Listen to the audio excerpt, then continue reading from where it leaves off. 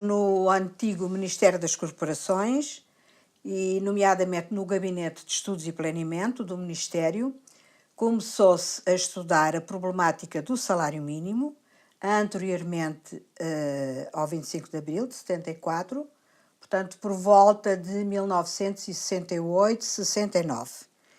Nesse gabinete procurou-se conhecer a experiência francesa, sobretudo a experiência francesa, e de modo a propor mecanismos de fixação e atualização para o salário mínimo, e procurou-se inclusivamente calcular um rendimento mínimo, um rendimento de necessidades básicas, que deveria servir de base à fixação do nível salarial mínimo. Na altura do 25 de Abril, poucos dias depois, alguns técnicos e o diretor e a subdiretora-geral do Gabinete de Planeamento do Ministério do Trabalho foram chamados ao Ministério do Trabalho para uma reunião em que estava presente o então Ministro do Trabalho, estava presente o Dr. Álvaro Cunhal, o Dr. Francisco Pereira de Moura e o Dr. Mário Morteira. Eles sabiam da existência de uns trabalhos no Ministério das Corporações sobre uma avaliação de um orçamento de necessidades mínimas e deram-nos a tarde desse dia e a manhã do dia seguinte para fazermos uma proposta sobre qual deveria ser o nível salarial mínimo a adotar. E foi isso que nós fizemos. Tivemos, portanto, a tarde e a manhã para atualizar o anterior rendimento de necessidades mínimas e para fazer um cálculo sobre o impacto que eventualmente ia ter em termos de cobertura desse nível salarial mínimo relativamente quanto a trabalhadores, qual a percentagem eventualmente coberta por trabalhadores com esse primeiro nível salarial mínimo. O Grupo de Trabalho de Salário Mínimo surgiu após alguns anos do estabelecimento do salário mínimo para fazer uma avaliação do impacto do salário mínimo e para ajudar o Ministério do Trabalho a atualizar anualmente o salário mínimo.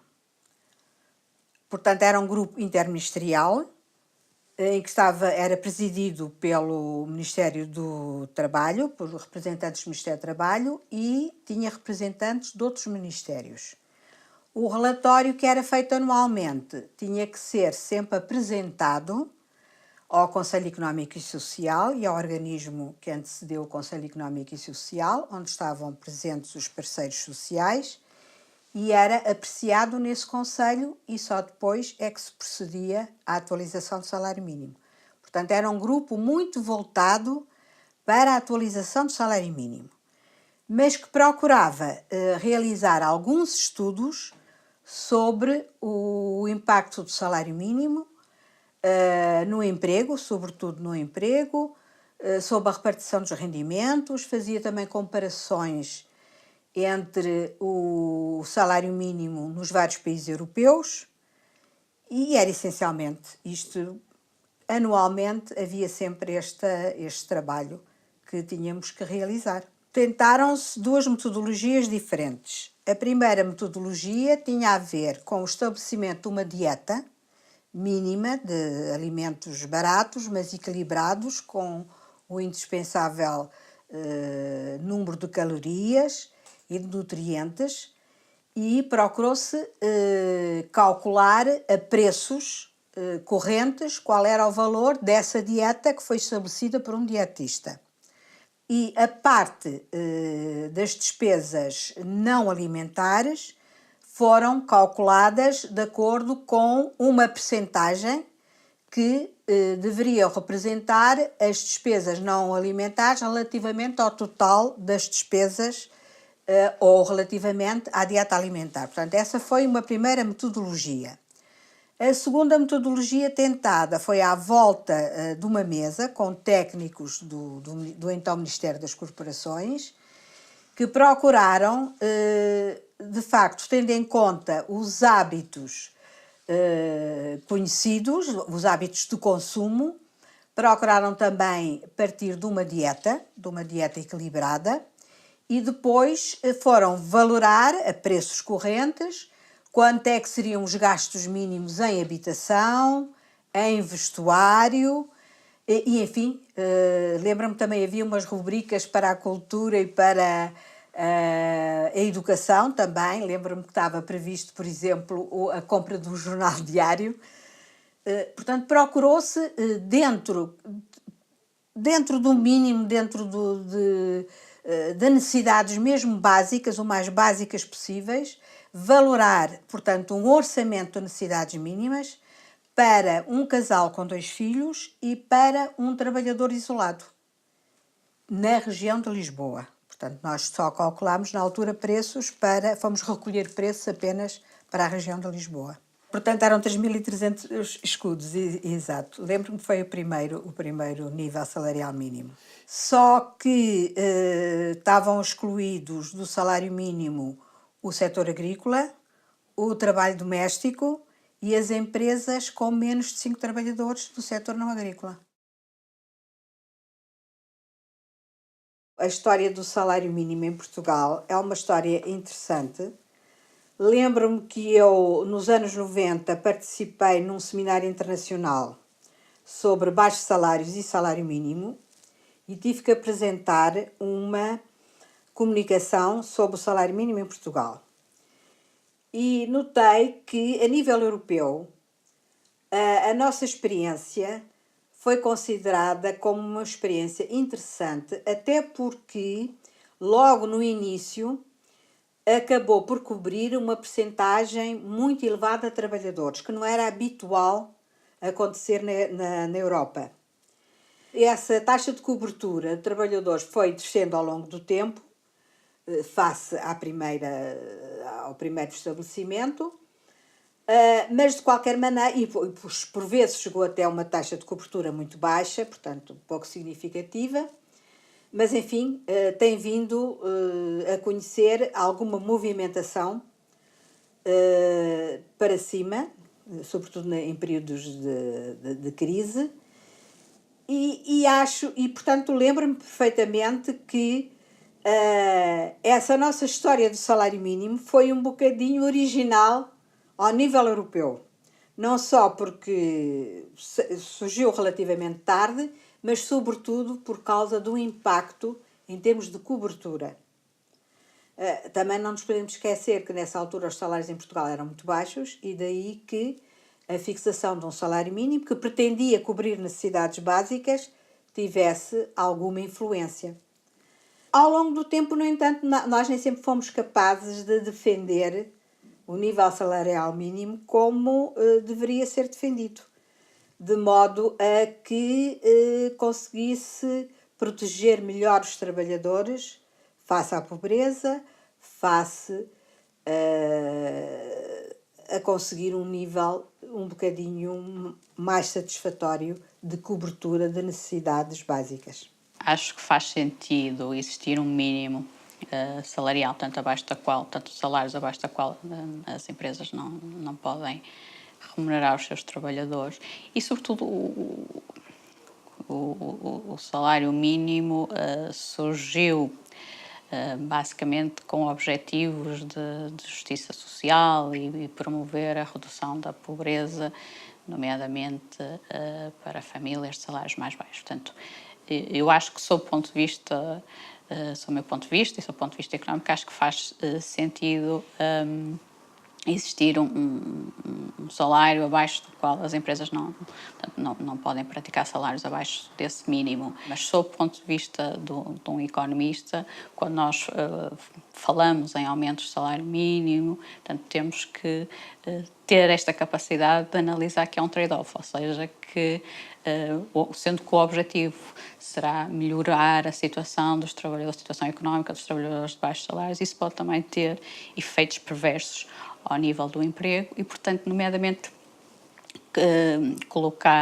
aumentar o desemprego, sobretudo daqueles indivíduos que que são menos qualificados, portanto, são, digamos assim, os que estão mais fragilizados no mercado de trabalho, portanto, os menos qualificados, e pode, de facto, e há estudos que têm sido feitos relativamente a trabalhadores menos qualificados, mais velhos, pode atirá-los definitivamente para a inatividade e, portanto, e com todas as implicações sociais que isso tem. A questão do salário mínimo, na atualidade, é especialmente importante porque estamos digamos, num momento de crise económica, num momento de austeridade, num momento de empobrecimento, não é? E precisamente neste momento de empobrecimento da sociedade é particularmente importante tentar fazer com que, pelo menos a camada de população digamos, que recebe salário mínimo não fique tão mal como poderia ficar se não existisse o salário mínimo. Por outro lado, ele é especialmente importante numa fase em que o Estado tem cada vez menos recursos para redistribuir, não é? Ou seja, numa fase em que o combate à pobreza e à exclusão está a perder recursos ao nível redistributivo. Porque o que acontece é que o salário mínimo é uma forma daquilo que nós chamaríamos hoje em dia uma forma de pré-distribuição. Isto é uma forma de tentar alcançar algum combate à pobreza e à exclusão antes da intervenção da fiscalidade e da redistribuição por parte do Estado. E, portanto, numa fase em que o Estado tem menor capacidade para operar os esquemas tradicionais de redistribuição, o salário mínimo, enquanto esquema pré-distributivo, ou seja, que intervém ainda antes da fiscalidade e da redistribuição, é um bom instrumento de combate à pobreza e à exclusão. Há uma intervenção do Estado, que é a própria fixação do salário mínimo, portanto, o Estado tem que intervir, se quiser, nas instituições de mercado, mas é um tipo de intervenção que não é a intervenção clássica da taxação e redistribuição. E por isso é que nós chamamos, hoje em dia, este tipo de esquemas, como o do salário mínimo, uma forma de pré-distribuição. No momento de crise, ele é especialmente importante e urgente. Os trabalhadores, portanto, que apresentam uma maior incidência de salário mínimo nacional são os trabalhadores menos escolarizados, portanto, o correspondente ao terceiro ciclo do ensino básico, os trabalhadores jovens, portanto, com menos de 25 anos, as mulheres e também os trabalhadores imigrantes e também os trabalhadores com contratos a termo. Portanto, são de facto os grupos mais afetados, portanto, têm uma maior incidência de trabalhadores a oferir o salário mínimo nacional. Em relação às mulheres, não percebo, não defendo, não entendo enquanto cidadão que deve existir discriminação salarial em função do sexo. Acho que as oportunidades, as capacidades do ser humano são as mesmas independentemente do sexo e por isso defendo que não deve existir aí nenhuma discriminação, não entendo a razão pela qual é que ela possa ainda existir. Em relação a camadas mais jovens, admito que, atendendo à degradação da economia, à possibilidade das empresas e à fixação de um salário mínimo, que a entrada no mercado de trabalho se faça pelo valor que está definido do salário mínimo e que depois a evolução salarial daquele trabalhador ou trabalhadora se faça em função das suas habilitações, das suas competências, da adaptabilidade ao posto de trabalho para o qual é contratado e haja a partir daí uma progressão. Como a economia lamentavelmente não está empregadora, antes pelo contrário estamos a gerar até agora desemprego, admito que resida aí alguma da razão que leva a que a entrada no mercado de trabalho das camadas, pelo menos mais jovens, se faça, lamentavelmente, através destes valores mais baixos, não respeitando outros critérios das competências, das qualificações. As empresas de pequena dimensão são aquelas que, em média, praticam salários mais baixos e, de facto, quando nós analisamos, calculamos a proporção de incidência do salário mínimo por classes de dimensão, portanto, pela dimensão das empresas, são claramente as pequenas e as micro e pequenas empresas que apresentam uma maior incidência de trabalhadores ao oferir o salário mínimo nacional. Os setores que apresentam uma maior incidência de trabalhadores ao oferir o salário mínimo nacional são os setores da agricultura, silvicultura, pesca, indústria têxtil, do vestuário e do calçado. No têxtil, a confecção vende minutos. O minuto em Portugal deve ser competitivo com o minuto no Egito, com o minuto na Ásia, com o minuto... Porque quem capta encomendas, quem produz, quem manufatura produtos dessa natureza têxtil, o que está de facto a vender é mão de obra, são minutos. E se existem outros destinos onde o minuto é muito mais barato, o que tem acontecido, felizmente que começa a alterar-se atendendo à qualidade dessa mesma mão de obra, Portugal felizmente tem uma qualidade superior e há um retorno das encomendas também numa procura de maior qualidade da mão de obra, mas o que é verdade é que quando nos comparamos em termos de venda do minuto, como eu caracterizei, temos desvantagens competitivas, porque lamentavelmente há regiões do mundo onde o minuto é muito mais barato e por isso os salários em Portugal nesses setores têm sido baixos para poderem ser competitivos e para poderem preservar postos de trabalho, como lhe disse. Hoje em dia faz sentido o salário mínimo em Portugal, embora no que diz respeito ao combate à pobreza tenhamos que considerar muitas dimensões. Ou seja, no limite, o salário mínimo é obviamente um instrumento de redução da pobreza, prevenção de situações de pobreza muito mais extremas do que desejamos naturalmente, mas dito isto, o salário mínimo não erradica a pobreza e a dimensão em que a reduz não é suficiente. Portugal é um país paradigmático dos trabalhadores pobres.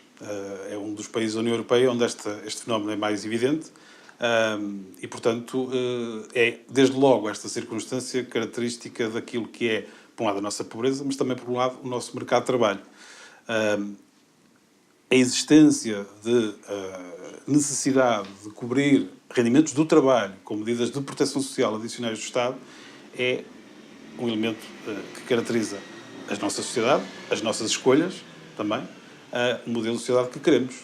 E, portanto, isso é, de alguma maneira, muito evidente nos números dos trabalhadores pobres e, dentro dos trabalhadores pobres, aqueles que têm que ainda recorrer a medidas do Estado, sejam elas medidas complementares do rendimento por via de prestações sociais, seja outros rendimentos provenientes da economia informal. Muitos de nós pensamos que a pobreza está associada ao desemprego, à falta de trabalho. E, na verdade, ultimamente nós temos observado que a pobreza está associada também a quem tem rendimentos salariais baixos e pensões baixas. Portanto, para ser pobre não basta não ter rendimento. Há rendimentos fixados legalmente no nosso país que conduzem a situações de pobreza. Portanto, qualquer elevação de um salário ou de uma pensão mínimas, de facto, são instrumentos que permitem que haja menos pobres ou pobres, digamos, menos profundos, digamos assim. Não é pensada como estratégia de luta contra a pobreza. Portanto, se quisermos, digamos, é uma condição necessária, não suficiente, para que as pessoas não caiam em situações de grande precariedade de rendimento. A questão vai muito para além do salário mínimo. O salário mínimo é um instrumento, mas tem que ser complementado quer por outras transferências sociais, quer sobretudo pela criação de oportunidades. E a criação de oportunidades passa muito pelo sistema educativo e pelos cuidados de saúde primários. E, portanto, é uma questão que vai muito para além da fixação do salário mínimo. A questão da desigualdade salarial é uma das grandes temáticas em termos económicos, nomeadamente sobre os efeitos que isso tem sobre a distribuição do rendimento E sob o ponto de vista do salário mínimo nacional, essa questão é relevante porque a questão, quando se analisa o impacto do efeito do salário mínimo sobre a distribuição do rendimento, embora a teoria económica ainda não seja inequívoca quanto aos efeitos, o que se sabe é que os efeitos em termos da distribuição do rendimento vão depender sobretudo de quem ganha e quem perde com a introdução do salário mínimo,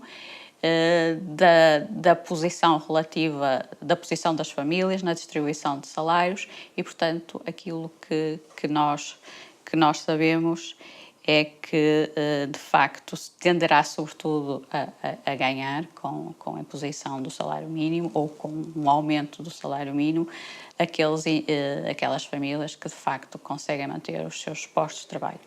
Portugal apresenta uma distribuição salarial atípica e, portanto, aquilo que está evidenciado na literatura é que, de facto, o salário mínimo, não só já antes desta alteração, portanto, tem contribuído, sobretudo, para reduzir a desigualdade salarial na parte inferior da distribuição salarial, portanto, correspondente a salários mais baixos, portanto, tem funcionado como um mecanismo no sentido de comprimir a desigualdade salarial na parte inferior da distribuição salarial, mas no que diz respeito à parte superior ao topo da distribuição há uma grande desigualdade, nomeadamente quando se comparam indivíduos de altos salários com os de baixos salários. Aliás, porque de facto a desigualdade salarial tem vindo a aumentar ao longo dos últimos anos em Portugal, mas pensa-se que por via do salário mínimo, a desigualdade na parte inferior da distribuição de salários está mais comprimida exatamente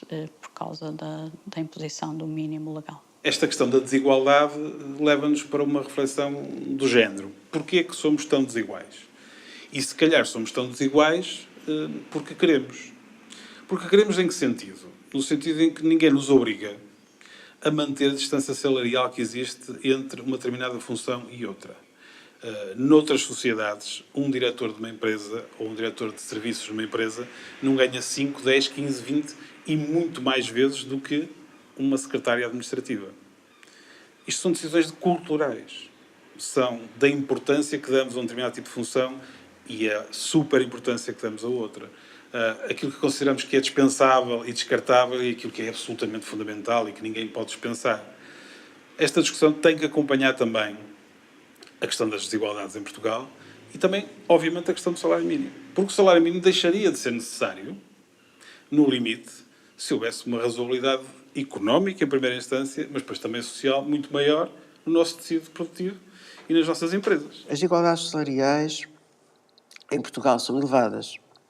São elevadas porque temos salários baixos e também porque temos salários elevados.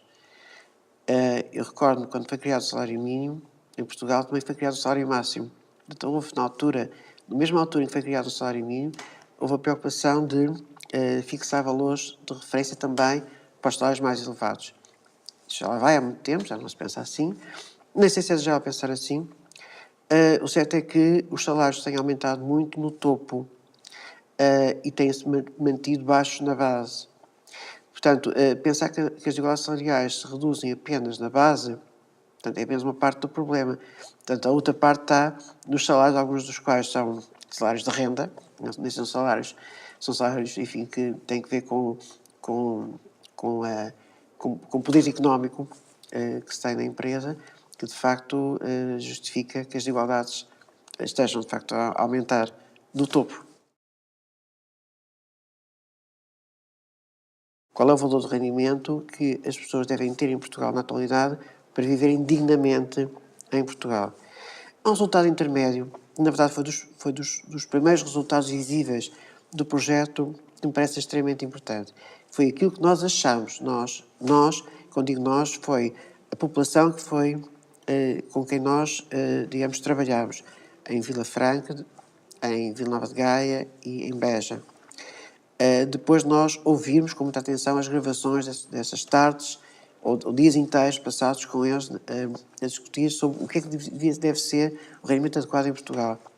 depois de fazermos a nossa síntese, depois de a confrontarmos com alguns dos investigadores mais conhecidos e com obra mais significativa em Portugal, nós temos uma definição daquilo que nós entendemos que é o pensamento da população portuguesa sobre o que é o rendimento adequado.